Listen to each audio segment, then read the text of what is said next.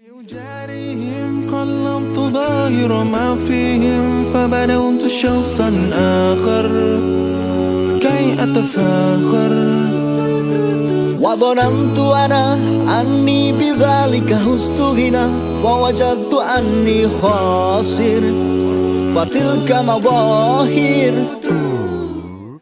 Seperti ini sengsaranya kamu nanti kalau kamu melanggar. Nah, bukan cuma di dunia aja, tetapi pertanggungjawabanmu itu nanti di akhirat. Gitu. Itu mungkin juga perlu itu pembekalan-pembekalan seperti itu ya, ya Kak ya, supaya mereka itu nggak menganggap gampang aja gitu. Apalagi sekarang gampang aja, ini ada obatnya. Ya, itu kan semua yang serba ada, serba terbuka. Nah, ini perlu penggemblengan secara mental, agama dan sebagainya agar ketika keluar sudah siap gitu. Sebenarnya di pesantren pun Bunda, karena di pesantren itu kita bahas yang kemarin, itu kita juga melatih mereka untuk kemandirian. Itu bukan hanya kemandirian secara secara fisik dan sebagainya, tidak, akan tapi menyelesaikan masalah juga, sosial juga. Itu sebagai ilmu juga untuk mereka dalam bagaimana mereka memberikan solusi menghadapi masalah persoalan, sehingga ketika di luar nantinya mereka sudah punya bekal. Karena ilmu itu tidak hanya di akademisi, tapi di luar itu sosial pun. Nah, ini terutama bagaimana mereka beradaptasi yang kemarin kita sampaikan, itu juga terlatih di asrama, di boarding school. Nah, di situ muncul beberapa persoalan, bukan hanya persoalan sesama jenis dan sebagainya. Kalau kita bicara pacaran, itu juga muncul nantinya bagaimana bekal untuk santri itu bersosial dengan putra. Kita juga sampaikan bekal itu. Nah, bagaimana cara menyampaikannya? Santri kalau sudah berumur SMA ke atas itu harus bisa menyampaikannya. Why yang tadi saya sampaikan. Apa sih kenapa kalian kok tidak boleh bersosial dengan lawan jenis, batasannya seperti apa, itu perlu banget disampaikan. Karena ketika di luar nantinya kita sudah tidak lagi memberikan bekal lagi pada mereka secara matang.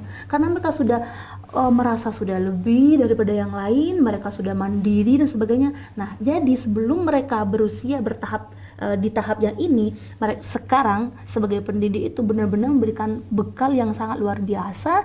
Dan mereka selain bekal dari pendidik, juga mereka terkontrol dari penyelesaian masalah yang tadi Bunda. Jadi kemandiriannya itu sudah terbentuk sebenarnya ketika mereka sudah di sosial yang sangat luas seperti itu.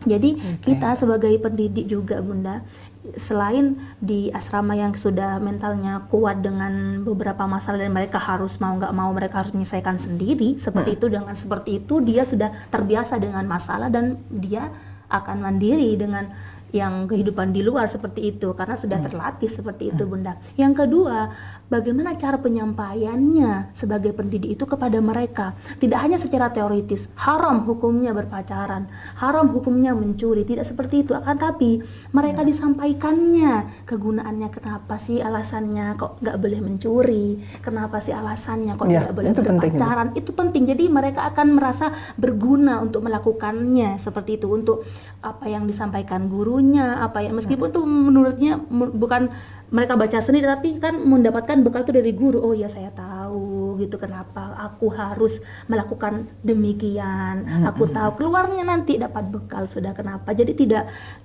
kemudian kita ujuk-ujuk kalau sudah ada masalah baru kita itu lebih susah lagi karena mereka nggak belum punya bekal seperti itu. Jadi sebelum terjadi seperti itu kita benar-benar memberikan bekal itu secara totalitas kepada mereka. Tidak hanya secara jasmani, juga ruhani kita. Dan jangan lupa orang tua juga bisa mengontrol dari awal, bukan hanya ketika kejadian itu terjadi. Ketika itu sudah, naudzubillah, sudah terjadi hal yang tidak diinginkan, kemudian langsunglah orang tua mengontrol secara berlebihan, itu juga tidak. Karena salah satu juga kesalahan terjadinya faktor ini juga kesalahan dari bukan kesalahan ya, kelengahan. Barangkali dari kontrol dari awal tidak dikontrol bagaimana anak ini berkembang.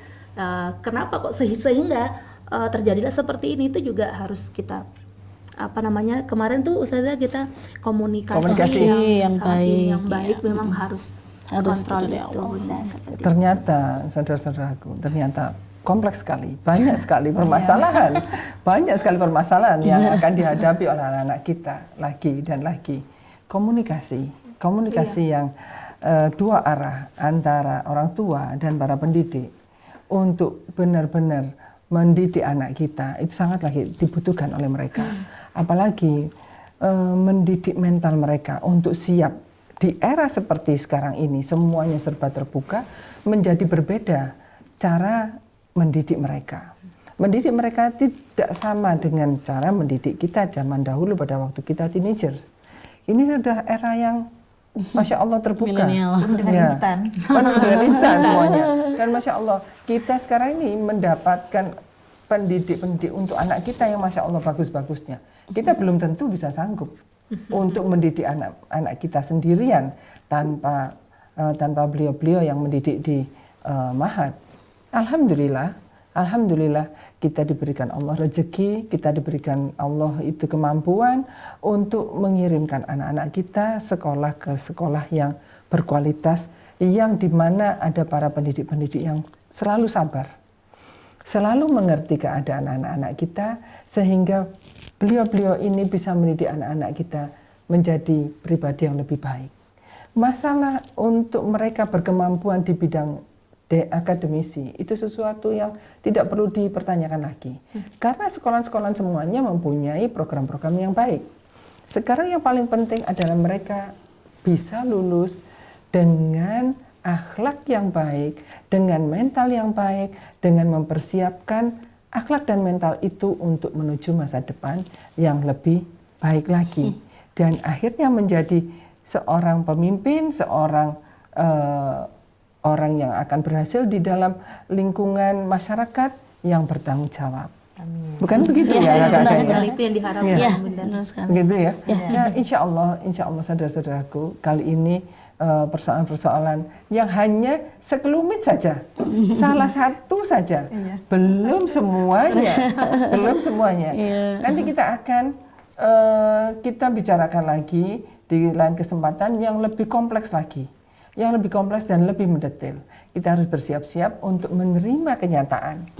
Sebagai orang tua kita harus menerima kenyataan. Apa nantinya permasalahan-permasalahan itu?